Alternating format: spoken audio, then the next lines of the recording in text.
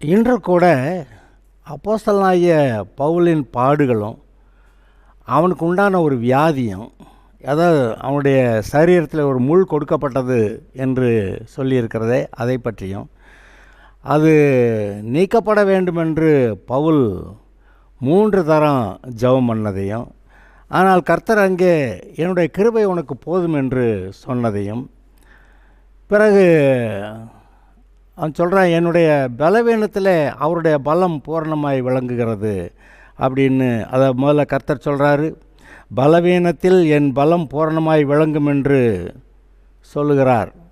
என் கிருபை உனக்கு போதும், உன்னுடைய பலவீனத்தில் என்னுடைய பலம் பூரணமாய் விளங்கும் என்று சொல்லுகிறார். ஆகையால் கிறிஸ்துவின் வல்லமையை என்மேல் தங்கும்படி என் பலவீனங்களை குறித்து நான் சந்தோஷமாய் மேன்மை பாராட்டுகிறேன் அப்படின்னு சொல்லிட்டு, அதற்கு அவர் என் கிருபை உனக்கு போதும், பலவீனத்தில் என் பலம் பூரணமாய் விளங்கும் என்றார். ஆகையால் கிறிஸ்துவின் வல்லமை என்மேல் தங்கும்படி என் பலவீனங்களை குறித்து நான் மிகவும் சந்தோஷமாய் மேன்மை பாராட்டுகிறேன். அந்தபடி நான் பலவீனமாயிருக்கும் போதே பலமுள்ளவனாயிருக்கிறேன். ஆகையால் கிறிஸ்துவ நிமித்தம் எனக்கு வரும் பலவீனங்களிலும் நிந்தைகளிலும் நெருக்கங்களிலும் துன்பங்களிலும் இடுக்கண்களிலும் நான் பிரியப்படுகிறேன். இந்த வசனங்கள் 2 கொரிந்தியர் 12:7 முதல் 10 வரை இருக்கிற இந்த வசனங்கள் ஏற்கனவே ஒரு தடவை பார்த்தோம். ஆனால் அதில் கொஞ்சம் சற்று நன்றாக கவனிக்க வேண்டிய ஏதோ ஒன்று இருக்கிறது. எனக்கு வெளிப்படுத்தப்பட்ட மேன்மைகள் நிமித்தம் நான் என்னை உயர்த்தாதபடிக்கு, அதாவது ஒரு விதத்தை நம்ம கவனிக்கிறோம். புதிய ஏற்பாட்டில் அப்போஸ்தலனாகிய பவுலை போல தேவனை பற்றிய வெளிப்பாட்டை பெற்ற ஆள் வேற ஒருத்தர் இல்லைன்னு அவன் இதில் தான் சொல்கிறான். 3ஆம் வானம் வரைக்கும் எடுக்கப்பட்டு அங்கே மனுஷரால் பேசப்படாததும் வாக்கு கட்டாததுமாகிய வார்த்தைகளை கேட்டான் என்று அவன் தன்னை பற்றி தான் சொல்கிறான்.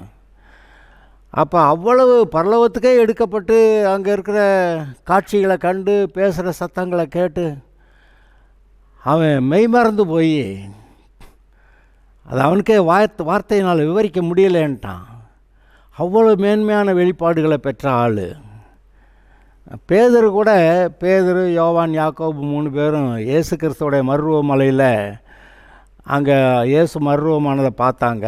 ஆனால் இது பரலோகத்திலேயே போய் பரலோக காட்சியை பார்க்குற ஒரு காரியம்.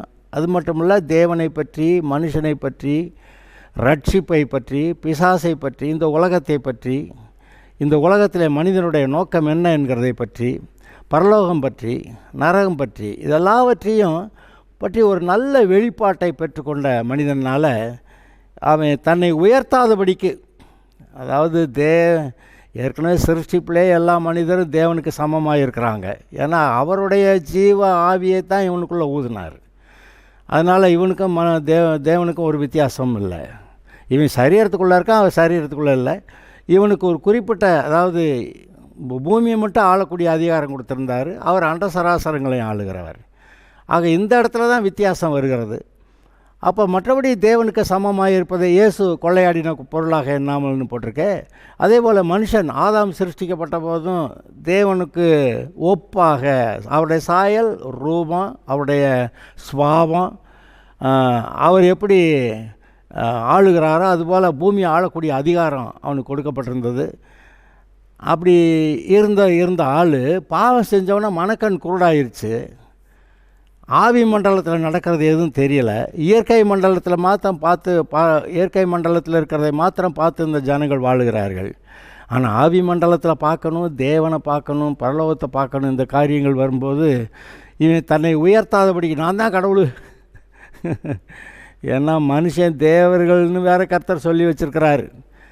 இயேசுவே வேறு சொல்கிறாரு, தேவனுடைய வசனத்தை ஏற்றுக்கொண்டவர்கள் தேவர்களாக இருக்கிறார்கள் என்று வேத வாக்கியம் சொல்லியிருக்க, வேத வாக்கியம் தவறாததாக இருக்க, அப்படியெல்லாம் சொல்கிறார். அப்போ தேவர்கள் என்று சொல்லி வரும்போது எவ்வளோ க்ளோஸ் டு காட். அதை இருக்கும்போது திடீர்னு எவனாவது அதாவது இந்த பிசாசு ஏவுற அந்த பெருமையில் நான் கடவுள்னு எதுவும் சொல்லிடக்கூடாதுங்கிறதுக்காக ஆண்டவர் இவனுக்கு சரீரத்தில் ஒரு முள் கொடுத்தாராம். வலி வேதனை ஏதோ ஒன்று இருக்குது, அது என்னன்னு சொல்லலை. சரீரத்தில் ஒரு முள் கொடுக்கப்பட்டிருக்கிறது. அது தாங்க மாட்டாமல் பவுல் 3 தடவை ஜெபம் பண்ணுறேங்கிறான். 3 தடவை ஜெபம் பண்ணி கடைசிக்கு என்ன சொல்லிவிட்டார், அது என்னை விட்டு நீங்கும்படி நான் 3 தரம் கர்த்தரிடத்தில் வேண்டிக் கொண்டேன். அதற்கு அவர், என் கிருபை உனக்கு போதும், பலவீனத்தில் என் பலம் பூரணமாய் விளங்கும் என்றார். இதில் ரொம்ப முக்கியமாக கவனிக்க வேண்டியது, என் கிருபை உனக்கு போதும். ஏங்க, நம்ம ரட்சிப்பு கர்த்தருடைய கிருபையினால், நம்முடைய வாழ்க்கையில் இருக்கக்கூடிய எல்லா ஆசீர்வாதங்களும் சுகபலன்களும் எல்லாம் கர்த்தருடைய கிருபையினால்.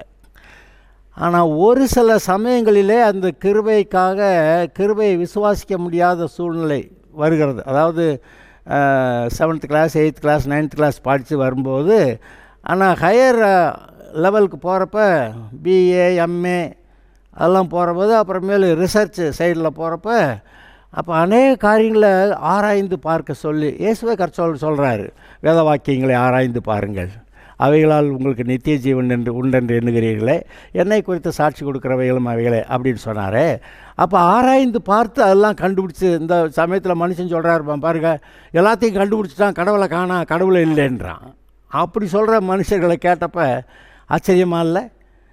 அதே போல் தேவனுடைய பிள்ளைகளும் கூட மிகுந்த பெரிய வெளிப்பாடுகள்லாம் வந்தவொடனே நான் தான் கடவுள் அப்படி சொல்லிடக்கூடாதுன்னு தேவன் அவனுக்கு கொடுத்த வெளிப்பாடுகளின் மேன்மை நிமித்தம் அவன் தன்னை உயர்த்தாதபடிக்கு அவனுக்கு ஒரு சரீரத்தில் முள் கொடுக்கப்பட்டது. நீங்கள் என்ன நினைக்கிறீங்க, அந்த முள் கொடுக்கப்பட்டது நல்லதா கெட்டதா? என்னை கேட்டால் இவ்வளவு தெளிவாக சொல்லிட்டா அது முள் கொடுத்தது சரிதான் ஆண்டவரே, நான் அடங்கி இருக்கணுங்கிறதுக்காக என்னை அடிக்கடி ஞாபகப்படுத்துகிற ஒரு விஷயமா இருக்குதுன்னு சொல்லுவேன். ஆனாலும் இதில் இன்னொரு வளர்ச்சி ஒன்று இருக்கிறது. நீங்கள் கிருபையை எப்படி நீங்கள் விசுவாசித்து அதை நன்மையை பெற முடியும்? கிருபைனா இலவசமாய் கர்த்தர் கொடுக்குற ஒரு காரியம்.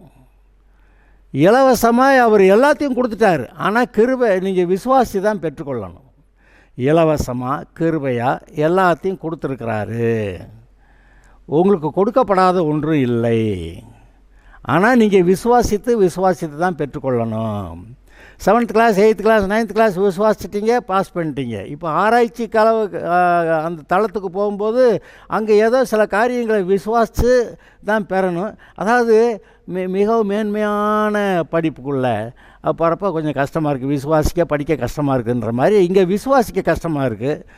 விசுவாசிக்க முடியல. ஆனாலும் இந்த வியாதியை போக்கும் ஆண்டவரேன்னு 3 தடவை ஜெபம் பண்ணானா, அந்த பேச்செல்லாம் கிடையாது, விசுவாசித்து தான் எடுத்துக்கணும் அப்படின்னு சொல்லி, என் கிருபை உனக்கு போதும் அப்படி சொல்லிட்டார்.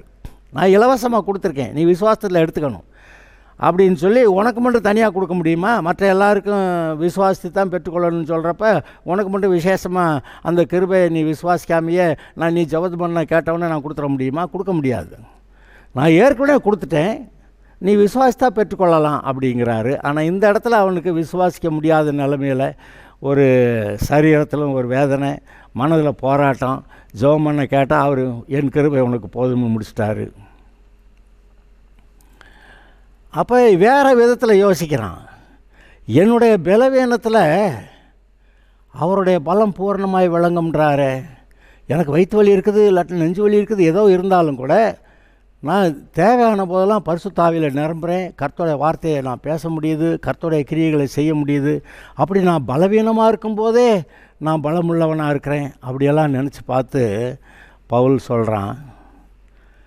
இது போன்ற சூழ்நிலைகள் பவுலுக்கு மட்டும் வந்ததுன்னு நினைக்காதீங்க. இன்றைக்கு நம்ம எல்லாருக்குமே சில குறிப்பிட்ட காரியத்தில் நாம் அந்த காரியத்தை லேசாக விசுவாசிக்க முடியலை, அந்த கிருபையை பெற்றுக்கொள்ள முடியலை. அவர் சொல்லிட்டார், கிருபையில் கொடுத்துட்டேன், உனக்கு பூரா கொடுத்தாச்சு அப்படின்ட்டாரு. இன்னும் எல்லாம் ஏற்கனவே கொடுத்துட்டேன்டா, இன்னும் என்ன கேட்குறேன்றாரு. மற்ற இதுக்கு முன்னாடி இருந்த எல்லா காரியங்களையும் எப்படி விசுவாசித்து பெற்றுக்கொண்டாயா, அதுபோது இதுபோல் இதையும் விசுவாசித்து பெற்றுக்கொள்ள வேணும்னு சொல்கிறாரு. அவர் தான் ரூலை மாற்ற மாட்டார். விசுவாசம் இல்லாமல் தேவனுக்கு பிரியமாயிருப்பது கூடாத காரியம். விசுவாசம் இல்லாமல் தேவனிடத்திலிருந்து எந்த நன்மையும் பெற முடியாது. அப்போ விசுவாசத்தபடி உனக்கு ஆக கடவுது. விசுவாசி பெற்றுக்கொள், அப்படி கர்த்தர் சொல்கிறாரு. இன்றைக்கு நம்முடைய வாழ்க்கையிலே ஒரு குறிப்பிட்ட ஸ்தானத்துக்கு மேலே நமக்கு அந்த விசுவாசிக்க கஷ்டமாக இருக்குது. வியாதியோடையோ ஒரு பலவீனத்தோடையோ ஒரு குறிப்பிட்ட ஏதோ ஒரு போராட்டத்தோடையோ நம்ம வாழ்நாளில் போராடிட்டு இருக்கிறோம். சில விசுவாசிகள் நீண்ட நாட்களாக போராட்டத்தில் இருப்பாங்க.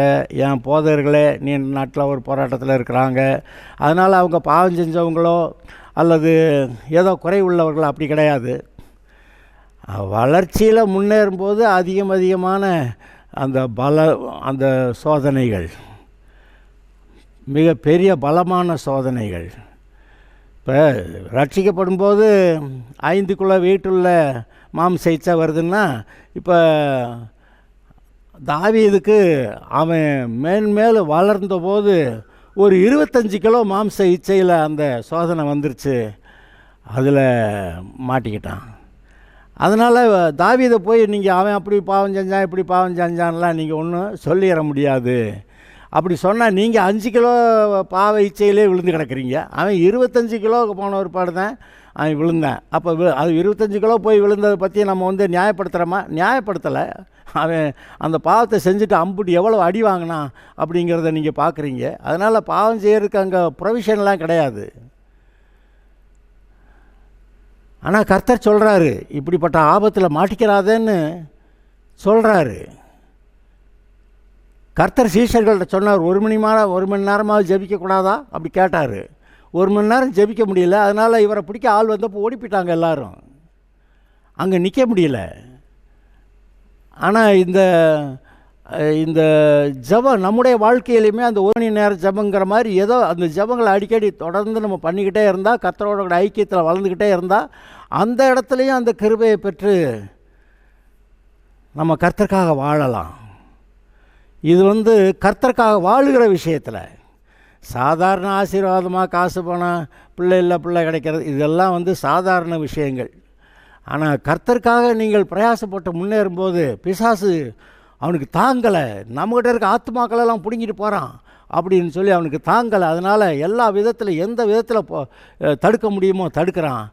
அதில் இந்த மாதிரி முள் கொடுக்கப்பட்டதுங்கிற மாதிரியான சில காரியங்களும் இருக்க தான் செய்யுது. அதனால் ஐயோ நம்ம பாவம் செஞ்சிட்டோமே அப்படியெல்லாம் பழைய பாவத்தெல்லாம் அந்த ரட்சிக்கப்படாத முன்னாடி இருந்தபோது அந்த காலத்தில் இருக்கிறதா ஞாபகப்படுத்தி அதனாலயா இதனாலயா அப்படியெல்லாம் நீங்கள் குழம்ப வேண்டாம். நீங்கள் புது சிருஷ்டியாக இருக்கிறீங்க, பழையவைகள் ஒழிந்தன. ஒருவேளை நீங்கள் ரட்சிக்கப்பட்ட பிறகு நேற்று முந்தாண்டி கூட ஏதோ ஒரு பாவத்தை செஞ்சுருந்தா கூட, ஆண்டவரே ஏதோ லூசுத்தனமாக போயிடுச்சு, எனக்கு மன்னிக்கணும், நான் வளரட்டும், 7th கிளாஸ்லேருந்து நான் 8th கிளாஸ் போகட்டும் அப்படின்னு சொல்லி நான் வளரட்டும், எனக்கு உதவி செய்யும் அப்படின்னா உதவி செய்வார். பின்னானவைகளை மறந்து முன்னானவைகளை நாடி தேவன் அழைத்த பரம அழைப்புக்காக பந்தய பொருளுக்காக லக்கை நோக்கி ஆசையாய் அவன் தொடருகிறேன்னு சொல்கிறது போல் நீங்களும் நானும் தொடரலாம். கர்த்தர் உங்களை ஆசீர்வதிப்பார். Okay, God bless you.